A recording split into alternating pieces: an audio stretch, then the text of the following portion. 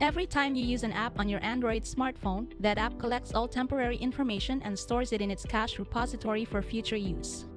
While cached files may benefit in terms of faster reloading of similar data within the app, unexpected errors attributed to some corrupted residual data may likewise result in some problems.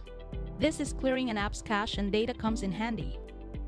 In this tutorial video, I will walk you through clearing cache and data for Samsung Notes app on the Galaxy Z Flip 4 smartphone.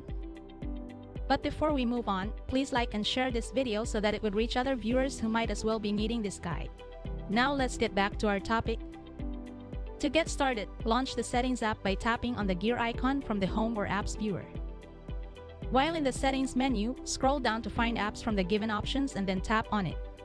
You will then be routed straight to the Apps menu that contains a list of all pre-installed and downloaded applications. Find Samsung Notes and then tap on it to proceed. The Samsung Notes app info screen will load up next. Here, you will see the default privacy settings for Notes app, its usage details, battery, storage, and more information. To continue, tap Storage.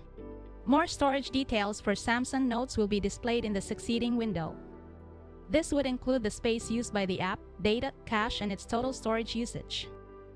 Beneath this information are the commands to clear data and clear cache. To clear out all temporary files or residual data for Samsung Notes, tap Clear Cache. All temporary files stored in the Samsung Notes app's internal storage will then be deleted.